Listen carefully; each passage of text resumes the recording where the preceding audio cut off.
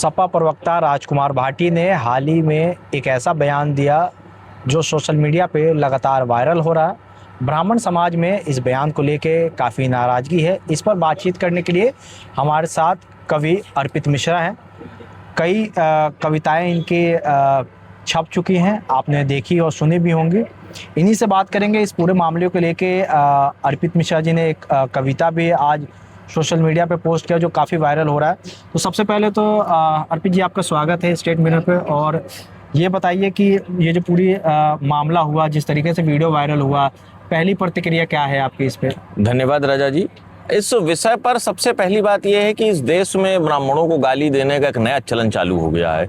जिस किसी को भी सस्ती लोकप्रियता चाहिए, राजनीति करनी है, राजनीति की शुरुआत करनी है, तो वह उठ करके ब्राह्मणों को गाली देने लगता है। ब्राह्मणों से ईर्ष्या तो करना बहुत आसान है, कोई भी ब्राह्मणों से ईर्ष्या कर सकता है, परंतु ब्राह्मणों जैसा तप करना, त्याग करना, परिश्रम करना, सदैव राष्ट्र के लिए समय समय पर अपने आप को दीपक की भांति जला करके और राष्ट्र को प्रकाशित करने का सामर्थ्य आसान नहीं है। ये कार्य करना संभव बहुत लोगों के लिए नहीं है। इसलिए कटाक्ष करना और आरोप लगाना बहुत आसान है, तो कोई भी कुछ भी आके बोल लेता है। मैंने कुछ पंक्तियां लिखी हैं, मैं कहना चाहता हूँ। नीति में विदुर, रण में परशुराम, शक्ति में ऐरावत, सामर्थ्य में वशिष्ठ, बलिदान में दधीचि, दान में बलि, गणित में आर्यभट्ट, संस्कृति में पाणिनि, वैद्यों में धन्वंतरी, शास्त्रार्थ में शंकराचार्य, संगठन में चाणक्य, क्रांति में मंगल, कमल में तुलसी, खड़क में बाजीराव, पत्रों में केसरी, पंक्तियों में सावरकर, संगीत में तानसेन, समर में चंद्रशेखर, कवियों में भूषण, धन में कुबेर, युगों युगों से रहा है ब्राह्मणों का तेज। इस बात को किंचित रूप से भी कोई ठुकरा नहीं सकता कि ब्राह्मणों ने आज़ादी के संघर्ष से लेकर के और पुरातन काल तक जब जब समाज को, विश्व को अपने कल्याण के लिए, समाज के लिए आवश्यकता पड़ी, अपनी अस्थियों तक का ध्यान किया, अपना सर्वस्व न्यौछावर किया राष्ट्र के लिए। आचार्य चाणक्य ने पूरा जीवन एक कुटिया में बिता दिया और देश को सबसे शक्तिशाली राज्य का राजा बना के दिया। एक ऐसा राजा जो धर्मों के अनुसार चलता है, जो नीति से चलता है, जिसके राज्य में सब लोगों के साथ समान व्यवहार किया जाता है। तो इस प्रकार से अनेक नीतियां रहीं जो ब्राह्मणों ने देश को दी, समय समय पर दी, और जब जब आवश्यकता पड़ी तब तब अपने त्याग और तप से राष्ट्र को प्रकाशित करने का कार्य किया।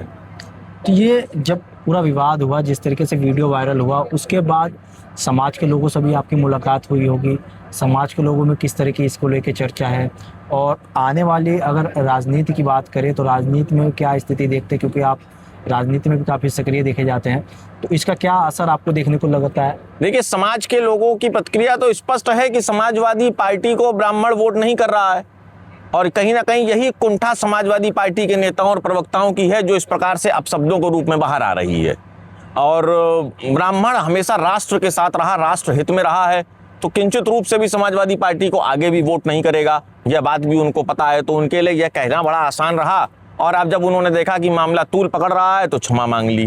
परंतु ब्राह्मण समाज एकमत है राष्ट्र में, राष्ट्र की प्रगति के लिए, राष्ट्र के विकास के लिए निश्चित रूप से भारतीय जनता पार्टी के साथ था, है और आगे भी इसी प्रकार एक साथ रहेगा।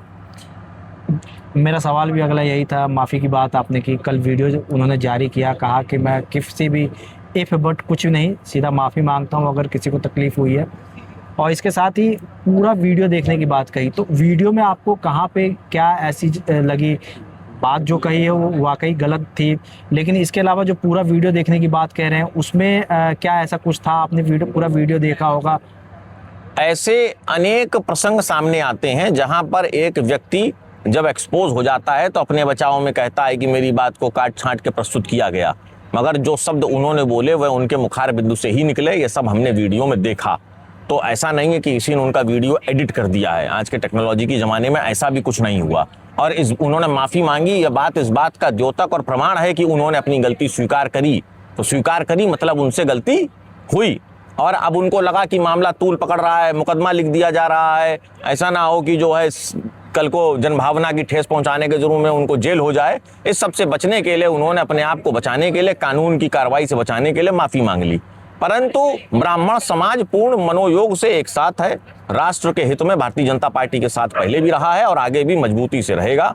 सोचना है उन लोगों को जो अपने निजी स्वार्थ के लालच के वशीभूत समाजवादी पार्टी में चले गए, और किन्हीं न किन्हीं कारणों से गाहे बगाहे समाजवादी पार्टी की प्रशंसा करते रहते हैं। ब्राह्मण समाज के ऐसे लोगों को सोचना है और वापस मुख्य धारा में जुड़ना चाहिए। एक और विषय, अभी परशुराम जी की जयंती थी, भगवान परशुराम की। समाजवादी पार्टी में अखिलेश यादव जब सत्ता में रहे, उनके पिताजी जब सत्ता में रहे, तो कभी इन्होंने किसी के लिए कोई ऐसा कार्य नहीं किया जहां पर कोई कहे कि भाई इन्होंने परशुराम जी की यहाँ बहुत बड़ी प्रतिमा बनवा दी, वहाँ बना दी। अब जब सत्ता में नहीं है तो इनको मूर्तियां याद आ रही हैं, तो कह रहे हैं हम मंदिर बनवाएंगे, मूर्तियां बनवाएंगे। तो यह निश्चित रूप से सत्ता प्राप्त करने का, लोगों को लुभाने का एक तरीका और जुमला मात्र है। इनकी नीति और नियत पहले से स्पष्ट है और इनकी नीति और नियत से देश का बच्चा बच्चा वाकिफ है। उत्तर प्रदेश अब समाजवादी पार्टी के किसी भी झांसे में, किसी भी जुमले में फंसने वाला नहीं है और विकास की जो अविरल गंगा उत्तर प्रदेश में बह रही है, वह 2027 में भी इसी प्रकार से बहेगी। निश्चित रूप से समाजवादी पार्टी अपने इन्हीं काले कारनामों के कारण 27 में सफाचट हो जाएगी। धन्यवाद। पवन पांडे हैं, जानते होंगे आप, पहले मंत्री भी रहे हैं सपा सरकार में। उन्होंने भी इस पूरे मामले को लेकर लिखा, राजकुमार भाटी को लेकर कि इस तरीके से नहीं बोलना चाहिए था। तो इसको किस तरह देखते हैं? क्या 2027 के चुनाव में ब्राह्मण समाज पे जो वीडियो वायरल हुआ है इसका असर देखने को मिलेगा? देखिए, सत्ता की चाबी निश्चित रूप से ब्राह्मणों के पास रही है। उत्तर प्रदेश में एक बड़ी आबादी है और ब्राह्मण एक समाज का प्रतिनिधित्व करता है। तो जिस तरफ ब्राह्मण चलता है, समाज का बहुत बड़ा वर्ग उसके साथ चलता है और इस प्रकार से पूरे समाज को कटघरे में खड़ा करना, अपशब्द कहना, और जब उनको ये पता है कि पहले भी वोट नहीं मिला है, उन्हें लगा फिर भी नहीं मिलेगा, तो इस प्रकार से अपशब्द कह रहे हैं। समाजवादी पार्टी में जितने भी ब्राह्मण नेता हैं, विधायक हैं, मंत्री हैं, उन्हें जो भी किसी पद पर हैं, उनको तत्काल प्रभाव से इस्तीफा दे देना चाहिए और समाज के साथ खड़े होना चाहिए। माफ़ी मांगने के बाद अब ये मामला समाप्त हो गया है या आपको लगता है कि आगे भी ये मामला तूल पकड़ता जाएगा? मामला, देखिए, डिजिटल का दौर है, हम सब डिजिटल दौर में जी रहे हैं। यहाँ कोई भी कही हुई बात समाप्त नहीं होती है और निश्चित रूप से ब्राह्मण 2027 में अपने मताधिकार के प्रयोग से इनको इसका उत्तर देगा। इस पूरे घटनाक्रम के बाद आपने जो कविता लिखी, आज सोशल मीडिया पे मैं भी देख रहा था, काफ़ी वायरल भी हो रहा, ट्विटर पे भी कई हज़ार लोग उसे देख चुके हैं। उसके माध्यम, जब कविता आपने इस पूरे मामले को लेकर लिखी तो कविता पे किसी तरह की प्रतिक्रिया, लोगों की किस तरह की प्रतिक्रिया रही? सकारात्मक प्रतिक्रिया है। देखिए, ब्राह्मणों का योगदान महासागर में समाने जैसी बात होगी उस पर अगर लिखने जाएंगे। मैंने तो कुछ चंद पंक्तियों में उन बातों को कहना चाहा, कुछ प्रतिभाशाली, प्रभावशाली गुरुओं का नाम लिया उस कविता में और यह इंगित करने का प्रयास किया कि ब्राह्मणों का योगदान किसी भी प्रकार से कम नहीं है। समाज में हर वर्ग का योगदान है। समाज की जब हम बात करते हैं, जब राष्ट्र की, देश की बात करते हैं, तो कोई एक व्यक्ति, एक जाति से समाज नहीं चलता है। सभी लोग अपना अपना योगदान देते हैं, अपने अपने कर्म के अनुसार कार्य करते हैं, अपनी क्षमता के अनुसार कार्य करते हैं और समाज को, राष्ट्र को मजबूत बनाते हैं। तो जब हम संगठित होकर के चलेंगे तभी राष्ट्र का विकास होगा और यह बात ब्राह्मण अच्छी तरीके से जानता है, इसलिए वह संगठन की शक्ति को पहचानते हुए संगठित रहने की ही बात करता है। आखिरी सवाल है, राजकुमार भाटी जी को कोई आप कुछ कहना चाहेंगे? भविष्य में इस तरह की कुछ बातें ना कहें या कोई और दूसरा मैसेज? भगवान उनको सद्बुद्धि प्रदान करे। ब्राह्मण समाज में खासतौर पे इस वीडियो आने के बाद से, वायरल होने के बाद से नाराज़गी देखी जा रही है। यही वजह थी कि अर्पित मिश्रा ने भी आज एक कविता लिखी, सोशल मीडिया पे इसको पोस्ट किया, जिसे हज़ारों लोग देख चुके हैं और लगातार उस पर अपनी प्रतिक्रिया दे रहे हैं। नोएडा से मोहम्मद रज़ा, स्टेट मिरर।